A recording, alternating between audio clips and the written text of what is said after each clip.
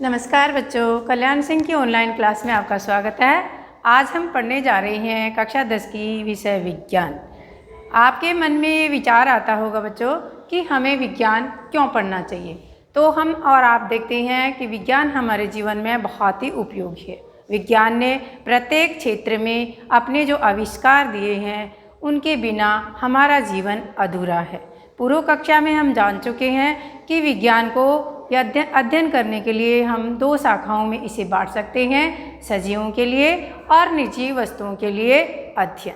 सजीव वस्तुओं में हम देखते हैं या पढ़ चुके हैं कि जीव विज्ञान, प्राणी विज्ञान और चिकित्सा विज्ञान आते हैं। और निर्जीव वस्तुओं के अध्ययन के लिए हमारे जो विज्ञान हैं उनके क्षेत्र हैं गणित, रासायनिकी, भौतिकी, खगोलिकी एवं भूगर्भिकी। तो हम देखते हैं कि विज्ञान ने हमें जीवन को सुलभ बनाने के लिए बहुत अधिक योगदान दिया है। आज इस दौर में जो महामारी फैली हुई है उससे लड़ने के लिए हमारे वैज्ञानिक निरंतर प्रयास कर रहे हैं और हमें आशा है वे इसमें सफलता जरूर प्राप्त करेंगे। तब तक हमें इस कोरोना महामारी जो पूरे विश्व में फैली हुई है और इसने प्रत्येक जीवन के क्षेत्र को प्रभावित कर रखा है, और हमारे डॉक्टर ये कहते हैं कि इसका टीका जल्द ही आने वाला है और हम इससे छुटकारा पा लेंगे। और तब तक हमें इसके साथ लड़ना होगा, हमारे शरीर की रोग प्रतिरोधक क्षमता को बढ़ाना होगा। आइए हम चर्चा करते हैं हमारे शरीर की रोग प्रतिरोधक क्षमता को हम किस तरह से बढ़ा सकते हैं। तो आज हम पढ़ने जा रहे हैं हमारा कक्षा 10 का जो अध्याय है पहला, भोजन एवं मानव स्वास्थ्य। इसमें हम जानकारी करेंगे कि किस तरह का भोजन हमें करना चाहिए और भोजन के क्या उपयोग हैं। हमें संतुलित भोजन करना चाहिए जिससे अच्छा पोषण हमारे शरीर को प्राप्त हो सके। आपके मन में ये भी विचार आता होगा कि जो हमारे जीभ को स्वादिष्ट लगता हो वही भोजन अच्छा माना जाता है, जो मीठा हो, चटपटा हो और आपको स्वाद में अच्छा लगे। लेकिन विज्ञान की भाषा में हम इसे संतुलित भोजन नहीं मानेंगे, अच्छा भोजन नहीं मानेंगे। अच्छा भोजन वह भोजन होता है जिसमें भोजन के सभी पोषक तत्व उचित अनुपात में उपस्थित हों। इसकी चर्चा करने से पहले आइए हम एक चार्ट का अवलोकन करते हैं। इसमें आप देखेंगे कि भोजन के जो विभिन्न अवयव हैं वे कौन कौन से पदार्थों से हम ग्रहण कर सकते हैं। भोजन का अवयव है प्रोटीन। प्रोटीन हमें कौन कौन से पदार्थों से प्राप्त हो सकता है, इसमें देखेंगे आप। प्रोटीन का सबसे अच्छा स्रोत है मूंगफली, बादाम और दालें। इसके अलावा प्रोटीन विभिन्न खाद्य पदार्थों से हम प्राप्त कर सकते हैं। मछलियां हैं, हरी साग सब्जियां हैं और दूध है, मांस है। अगला हमारा अवयव है लवण।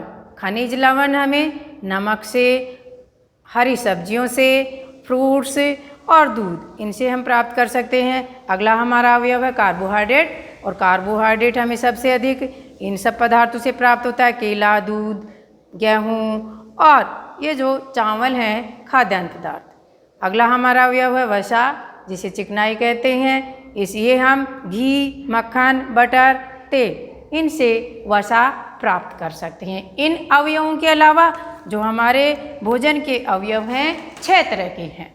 कार्बोहाइड्रेट, वसा, प्रोटीन, विटामिन, खनिज लवण और जल। ये 6 अवयव यदि उचित अनुपात में उपस्थित हों तो संतुलित भोजन कहते हैं। संतुलित भोजन से रोग प्रतिरोधक क्षमता में विकास होता है, हमें थकान का अनुभव नहीं होता, हमारा दिमाग तेज चलता है और हम स्वस्थ रहते हैं। थकान का अनुभव हमें नहीं होता। दिन भर की जो दैनिक क्रियाएं हैं उन्हें हम अच्छे से संचालित कर सकते हैं। तो लिखेंगे हम और देखेंगे संतुलित भोजन की परिभाषा। वह भोजन जिसमें आवश्यक सभी पोषक तत्व हों उसे हम संतुलित भोजन कहेंगे, और इसके विपरीत असंतुलित भोजन हम उसे कहेंगे वह भोजन जिसमें एक या अधिक भोजन के अवयव उपस्थित नहीं हो। तो हम उसे असंतुलित भोजन कहेंगे। कुपोषण, कुपोषण उसे कहेंगे जब संतुलित भोजन हम नहीं लेते हैं और लंबे समय तक एक या अधिक पोषक तत्वों की भोजन में कमी हो तो उसे हम कुपोषण कहते हैं। विभिन्न तरह के जो भोजन के अवयव हैं उन्हें प्रॉपर मात्रा में या उचित अनुपात में हम नहीं लेते हैं तो कुपोषण का शिकार हमारा शरीर हो जाता है। और कुपोषण से बचने के लिए हमें विभिन्न खाद्य पदार्थ लेने चाहिए। आज हम पढ़ेंगे पहला, विटामिन कुपोषण। विटामिन कुपोषण किसे कहते हैं? जिस भोजन में विटामिन की कमी हो उसे विटामिन कुपोषण कहते हैं। वैसे तो हमें विटामिन्स की सूक्ष्म मात्रा में आवश्यकता होती है, लेकिन इन्हें नहीं लेने से हमारा शरीर रोगग्रसित हो जाता। हम देखेंगे आज कौन सा विटामिन लेने से किस तरह का रोग हमारे शरीर में हो जाता है और रोग से क्या क्या हमारा शरीर प्रभावित होता है। 6 तरह के विटामिन्स कुपोषण की सारणी हमारी 10वीं की पुस्तिका में दी गई है। पहला है विटामिन ए। विटामिन ए की कमी से रतौंधी रोग हो जाता है। रतौंधी रोग में प्रकाश में या रात में दिखाई नहीं देता है। दूसरा विटामिन है थायमीन, जिसे B12 विटामिन कहते हैं। इसकी कमी से बेरीबेरी नामक रोग हो जाता है और इसमें हृदय की धड़कन कम हो जाती है, पेशियां और तंत्रिकाएं कमज़ोर हो जाती हैं। हमारा हृदय 1 मिनट में 72 बार धड़कता है। इस विटामिन्स की कमी से हमारे हृदय की धड़कन कम हो जाती है। अगला विटामिन है राइबोफ्लेविन।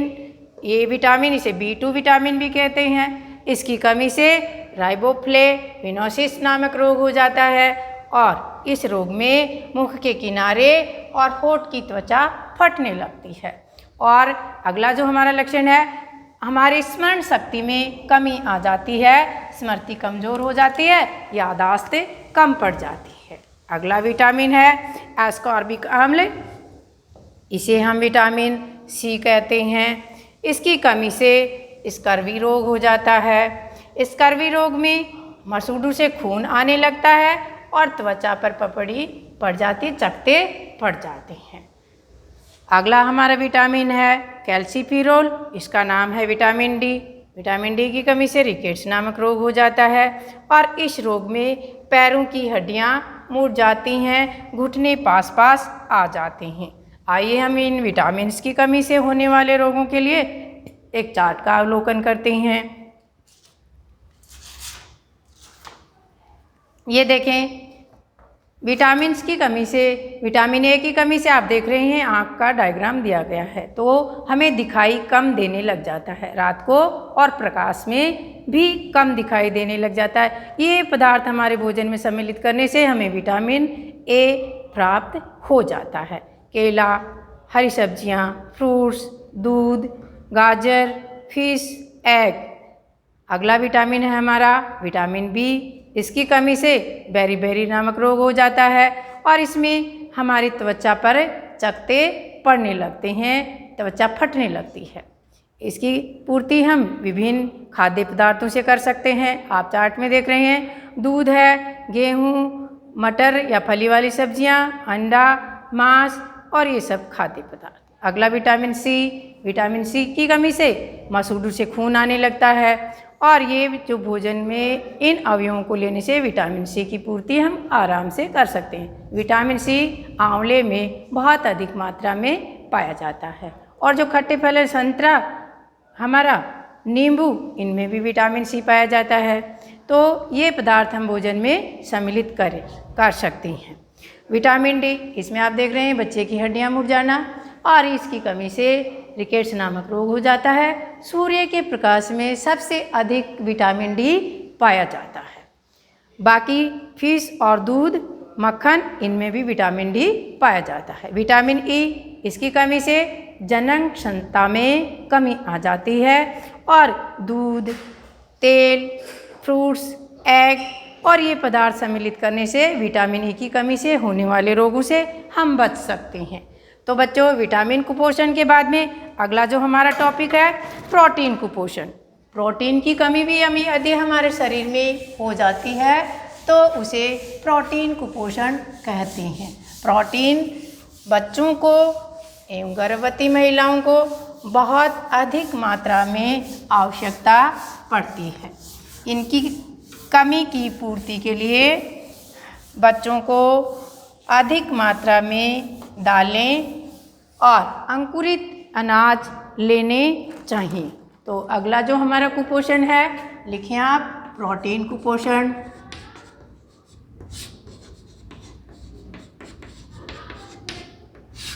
प्रोटीन की कमी से बच्चों में 2 तरह के रोग हो जाते हैं। पहला है क्वाशी-ऑर्कोर।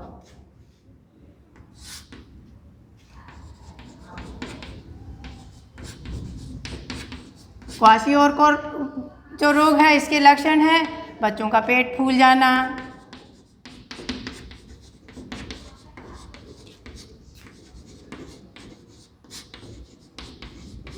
दूसरा जो इसका लक्षण है, बच्चों में भूख कम लगना,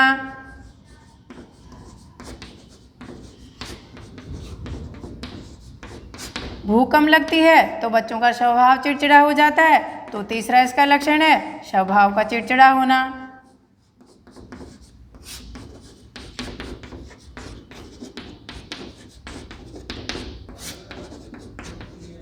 प्रोटीन के साथ साथ यदि ऊर्जा की भी कमी हो तो दूसरे तरह का जो दूसरा रोग है मैरस्मस, ये रोग हो जाता है। इस रोग के लक्षण है बच्चों को शरीर सूख कर कमजोर हो जाता है। तो आप लिखें,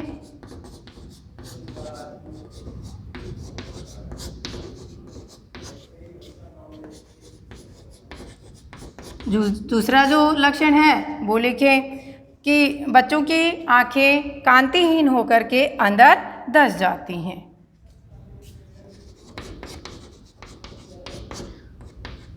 दोनों रोगों की पूर्ति प्रोटीन की आवश्यक मात्रा में भोजन को ग्रहण करके की जा सकती है।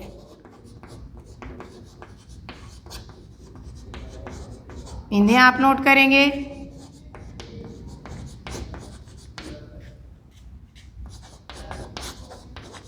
परीक्षा की दृष्टि से देखा जाए तो इस पाठ में से 4 अंक के क्वेश्चन पूछे जाते हैं। 1 अंक का क्वेश्चन छोटे प्रश्नों में से और 3 अंक का क्वेश्चन इस पाठ में से अन्य जो हमारे प्रोटीन कुपोषण या विटामिन कुपोषण है इससे हो सकते हैं। तो आज की क्लास में हम इतना ही पढ़ेंगे। चलो दोहरान कर लेते हैं। हमने पढ़ा संतुलित भोजन वह भोजन जिसमें भोजन के सभी अवयव उचित अनुपात में उपस्थित हो, उसे संतुलित भोजन कहते हैं। इसके विपरीत वह भोजन जिसमें एक या अन्य अधिक अवयव अनुपस्थित हों या प्रॉपर मात्रा में नहीं मिले, उसे असंतुलित भोजन कहेंगे। कुपोषण एक या अधिक तत्वों का, पोषक तत्वों का लंबे समय तक भोजन में अभाव हो तो कुपोषण हो जाता है। आज हमने पढ़ा विटामिन कुपोषण।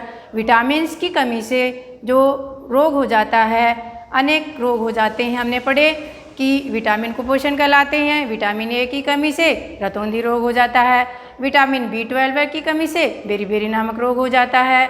विटामिन B2 की कमी से पेलेग्रा रोग हो जाता है, राइबोफ्लेविनोसिस रोग हो जाता है और B3 की कमी से पेलेग्रा नामक रोग हो जाता है। विटामिन C की कमी से स्कर्वी रोग हो जाता है। विटामिन D की कमी से बच्चों में रिकेट्स रोग हो जाता है, हड्डियां मुड़ जाती हैं। प्रोटीन की कमी यदि भोजन में हो तो उसे प्रोटीन कुपोषण कहते हैं। प्रोटीन की कमी से बच्चों में 2 तरह के रोग हो जाते हैं, क्वाशी-ऑर्कोर और मैरस्मस। इनकी जो पूर्ति करके हम इन रोगों से बच सकते हैं। गर्भवती महिलाएं यदि अपने भोजन में अधिक मात्रा में प्रोटीन सम्मिलित करें तो बच्चे इस रोग से बच सकते हैं। आइए एक चार्ट का अवलोकन करते हैं। आप देख रहे हैं कि बच्चों में प्रोटीन की कमी से बच्चों का पेट फूल जाता है और शरीर कमज़ोर हो जाता है, स्वभाव चिड़चिड़ा हो जाता है। मैरस्मस रोग में बच्चों की आंखें धंस जाती हैं, कांतिहीन हो जाती हैं और शरीर सूख जाता है। गर्भवती महिलाएं यदि अपने भोजन में प्रोटीन की पूर्ति करें तो इस रोग से बच सकते हैं। आज की क्लास में इतना ही। धन्यवाद।